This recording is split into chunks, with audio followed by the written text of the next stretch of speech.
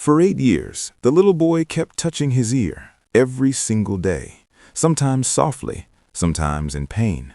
Doctors said he was born deaf. They said nothing could change that. They said his world would always be quiet. His father believed them because they wore white coats and spoke with confidence. But inside that big Texas mansion, something was very wrong, and no one wanted to see it.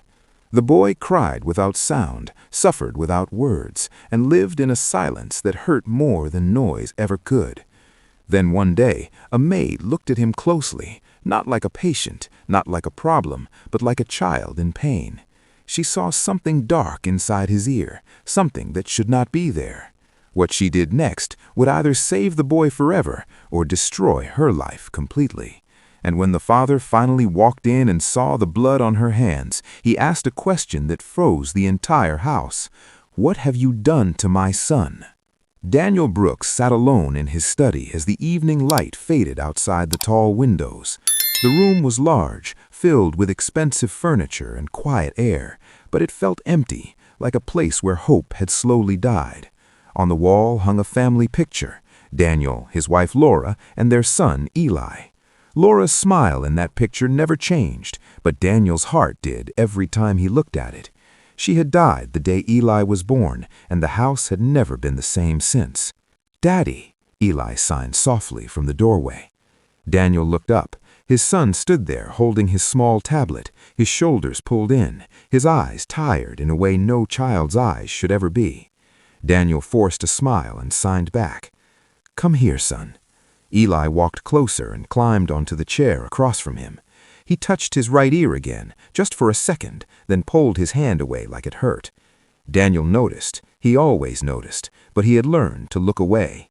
Seeing it reminded him of all the doctors, all the flights, all the promises that led nowhere. "Does it hurt again?" Daniel signed. Eli nodded slowly. "Just a little," Eli signed back, trying to be brave. Daniel's hand shook. He stood up and paced the room. "We have another appointment next month," Daniel signed quickly. "Another doctor, another test. They said this one is very good." Eli lowered his eyes. He signed carefully. "They all say that." Daniel stopped pacing. The truth in those small words cut deeper than any scream. "I know," Daniel signed, "but we have to keep trying." Eli did not answer. He just sat there, touching his ear again, his face tight, his body quiet. Down the hall, Angela Moore pushed her cleaning cart slowly across the floor. She had learned to move without sound in this house. No humming, no talking, no radio playing. Silence was a rule here, not spoken, but enforced by fear. Mrs. Collins, the head housekeeper, watched her closely from the doorway. "Remember what I told you," Mrs. Collins said in a low voice. "Do your work and keep your distance." "Yes, ma'am," Angela replied. She meant it. She truly did. She needed this job. Back in Dallas, her grandmother Ruth lay in a nursing home bed, waiting for bills Angela could barely pay. This house, as cold as it felt, was the only thing standing between Ruth and being moved somewhere worse. Angela wiped the stair railing, her eyes down, her hands steady. Then she saw him. Eli sat on the steps, lining up toy cars, all facing the same direction. He did not notice her at first. He was focused, careful, like the world might break if things were out of place. He touched his ear again and made a small face, like he was holding back pain. Angela stopped breathing for a moment. She had seen that look before, not in a mansion, but in a small apartment years ago. Her cousin had worn the same face, the same quiet suffering, before someone finally listened. She said nothing. She kept wiping, but her heart did not move on. That night, Daniel sat at the dinner table with Eli. The food was untouched. "You have to eat," Daniel signed. Eli shook his head. "My ear hurts," he signed. "It makes my head feel heavy." Daniel closed his eyes. He signed again, slower. "The doctors said it will pass." Eli looked up at him. "They say many things," he signed, "but it never stops." Daniel felt his chest tighten. He reached across the table and held his son's hands. "I am trying. I promise you, I am trying." Eli pulled his hands back gently and signed something that broke Daniel in a quiet way. "I know, Dad." Angela stood outside the dining room, holding a tray she was meant to collect. She saw the way Daniel's shoulders bent forward, like a man carrying too much. She saw Eli's small hands fall into his lap. She saw pain sitting between them, heavy and unspoken. Later that night, Angela was cleaning the hallway near Eli's room when she heard a soft sound, like someone breathing too fast. She paused. The sound came again. She stepped closer to the door. Eli sat on his bed, rocking slightly, both hands pressed to his ear. Tears ran down his face, but the room was silent. Angela's hands trembled. She knocked softly on the open doorframe. "It's okay," she said quietly, forgetting the rule. "I'm just here to clean." Eli looked up, surprised. He wiped his face quickly. "I'm sorry," Angela signed, slowly. "I didn't mean to scare you." Eli hesitated, then signed back. "It hurts more at night." Angela swallowed. "Does your dad know?" she signed. Eli nodded. "He always knows," he signed, "but he can't fix it." Angela knelt a little, keeping distance. "Sometimes," Angela signed carefully, "things look one way, but they are another." Eli watched her closely. "Like what?" he signed. Angela thought of her grandmother, her brother, her cousin. "Like when pain hides," she signed, "and people stop looking." Eli touched his ear again. "Can you see it?" he signed. Angela froze. "See what?" she asked. "My ear," Eli signed. "Can you see what hurts me?" Angela's heart beat slow and heavy. "I don't know," she signed, "but I can look if you want." Eli looked toward the door, then back at her. After a long moment, he nodded. Angela leaned closer, careful, gentle. She tilted his head toward the light from the lamp. Her breath caught. Inside his ear, deep, dark, something did not belong. Angela pulled back, her face pale. "What is it?" Eli signed, fear creeping into his movements. Angela forced calm into her hands. "I don't know yet, but it should not be there." Eli's body went still. "Doctors will hurt me," he signed fast. "They always do." Angela shook her head slowly. "I won't hurt you, I promise." Footsteps echoed down the hall. Angela stood quickly, stepping back. Mrs. Collins' voice cut through the quiet. "What are you doing in here?" Angela turned. "I was cleaning," she said. Mrs. Collins looked at Eli, then back at Angela. "I warned you," she said coldly. "This boy is not your concern." Eli lowered his head. Angela felt her throat tighten. "He is in pain," Angela said softly. Mrs. Collins' eyes hardened. "And you will be out of work if you forget your place." She turned and walked away. Angela stood there, heart heavy, hands shaking. Eli looked up at her one last time and signed something small. "Thank you for seeing me." Angela nodded, unable to speak. As she walked back down the hallway, her mind filled with one thought she could not escape. Everyone with money had looked at this child, but no one had truly seen him, and that was about to change. The next morning came slow and quiet, like the house itself was afraid to wake up. Angela arose before sunrise, washed her face, and sat on the edge of her bed in the small staff room. She stared at her hands for a long time. They were steady now, but her mind was not. All she could see was the dark thing inside Eli's ear, sitting there like it had owned that space for years. "Lord," she whispered, "I don't know what you want me to do." There was no answer, only the soft hum of the house waking up. Down the hall, Daniel Brooks stood in his son's doorway. Eli was still asleep, curled on his side, one hand pressed against his ear even in sleep. Daniel felt that familiar pain spread through his chest. He had seen that hand there every day for 8 years. He had asked doctors about it. They always waved it away. "Just a habit," they said. "Some children do that." Daniel leaned against the doorframe. "I failed you," he whispered, knowing his son could not hear him. At breakfast, Eli barely touched his food. He sat quietly, eyes low, his body tense. "Does it still hurt?" he signed. Eli nodded. "It feels full, like something is stuck." Daniel frowned. "Stuck how?" he signed. Eli pressed his fingers together, then pushed them apart. Like a wall, I can feel it. Daniel swallowed. He signed carefully. We will call the doctor today. Eli's shoulders dropped. They won't help, he signed. They never do. Daniel looked away. He did not argue, because deep inside he feared his son was right. Angela watched from across the room as she wiped the counter. She saw the exchange. She saw Eli touch his ear again, his face tight. Her heart felt heavy.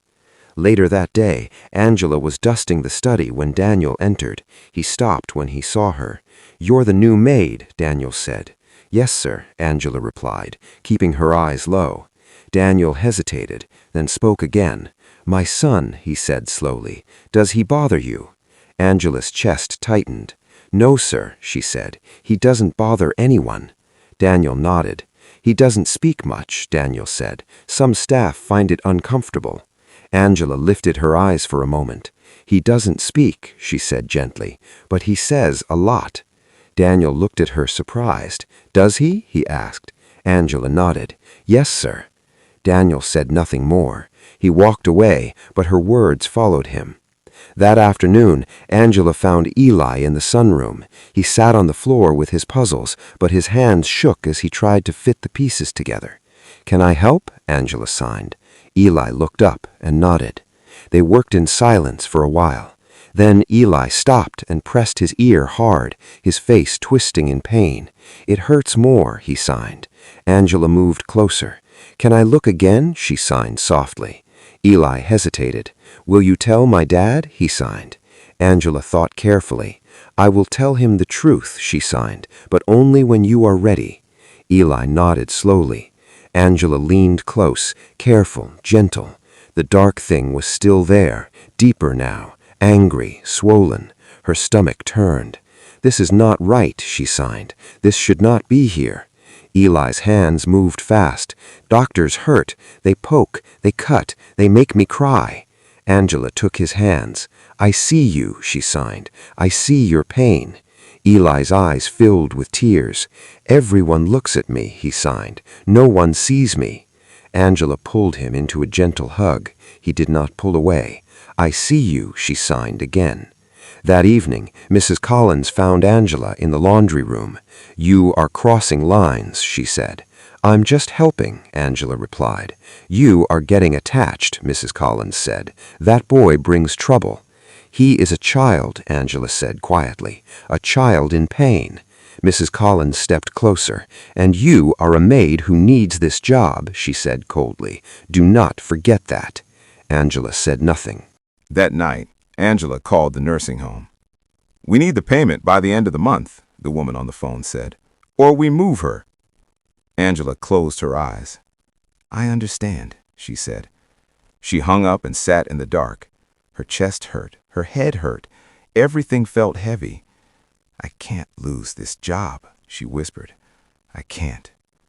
At the same time, Daniel sat alone in his study. He held an old medical folder in his hands. He flipped through reports, scans, notes. He stopped at one page and frowned. "Dense obstruction," he read softly. "Right ear canal." His breath caught. He read it again. Why didn't anyone remove it? He asked the empty room. He picked up the phone and called his doctor. "I need answers," he said. "Now." The doctor spoke calmly. "It was noted," he said, "but further observation was recommended." 8 years of observation? Daniel snapped. "For a child in pain?" The doctor paused. "These cases are complex," he said. Daniel slammed the phone down. In the hallway, Eli cried silently again, holding his ear, rocking back and forth. Angela heard him. She ran. He was on the floor this time, shaking. "It hurts," he signed fast. "It hurts bad." Angela's heart broke. "I'm here," she said, pulling him close.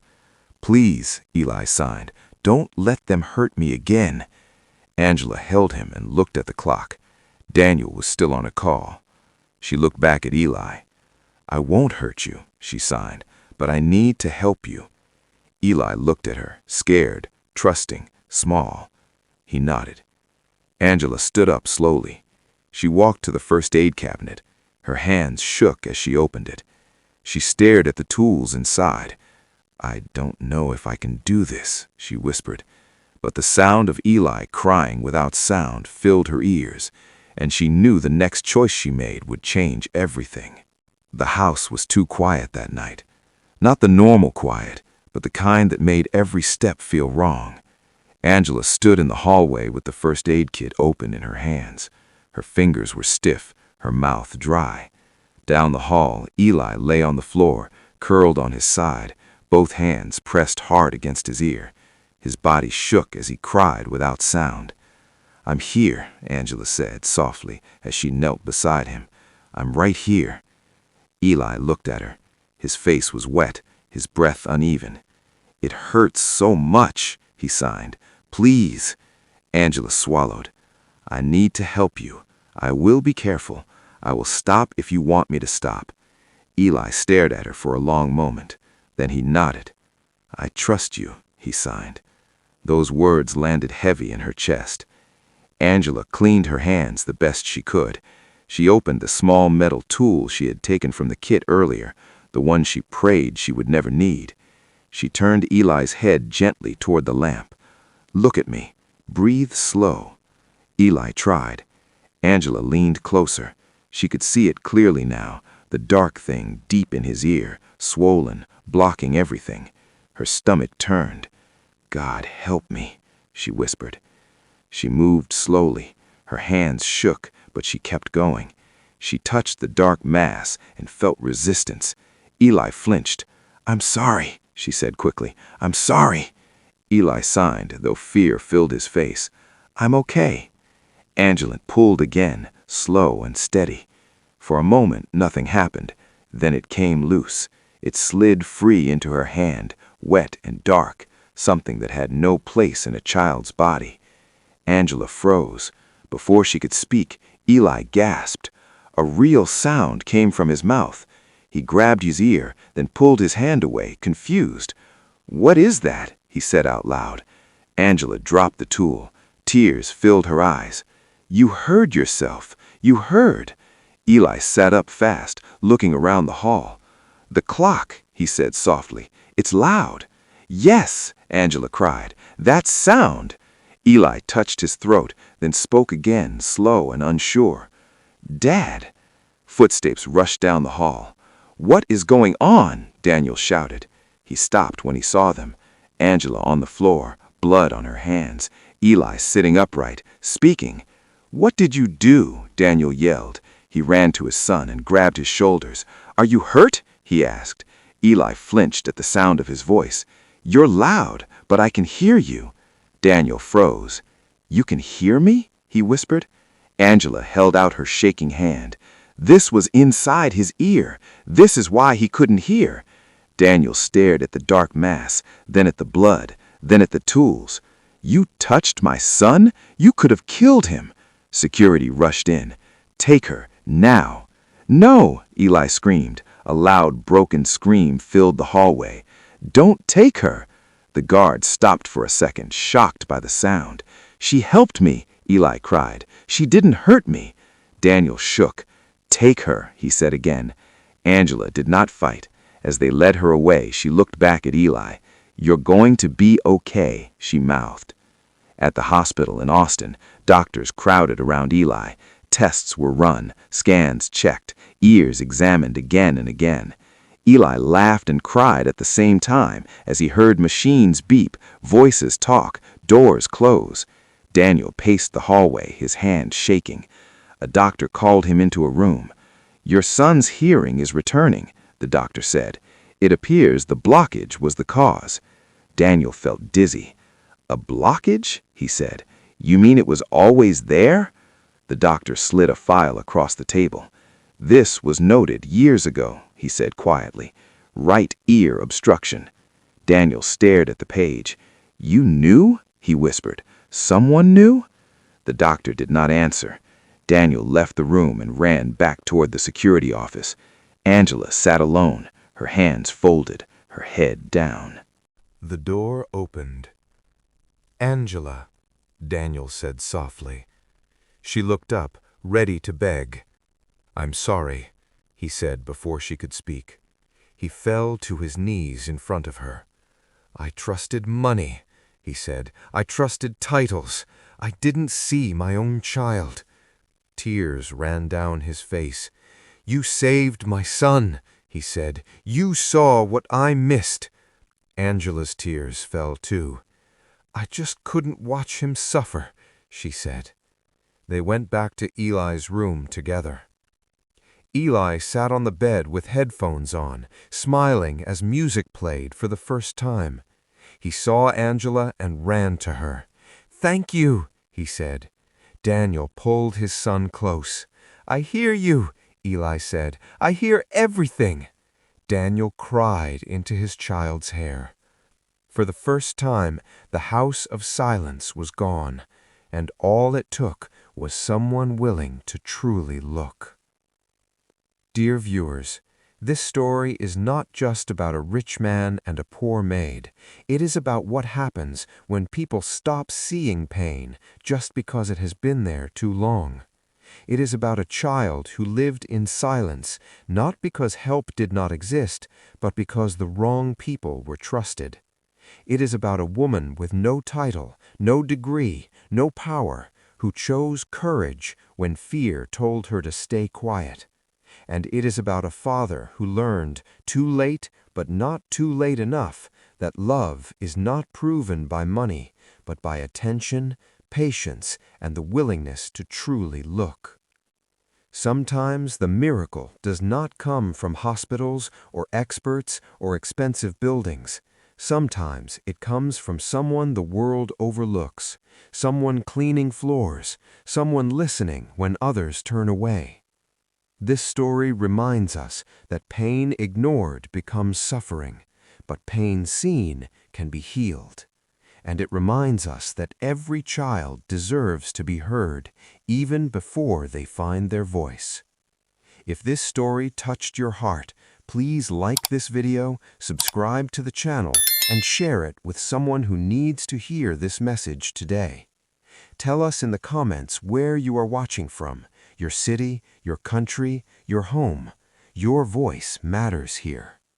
If you want more deep emotional stories like this, comment "more stories" and you will be the first to receive the next one. Now we want to hear from you. 1. If you were Angela, would you have taken the risk, knowing you could lose everything, or would fear have stopped you? Do you believe money blinded the father, or do you think the doctors failed him more? What lesson did this story teach you about listening to people who are often ignored? Share your answers in the comments. Your words might help someone else heal too.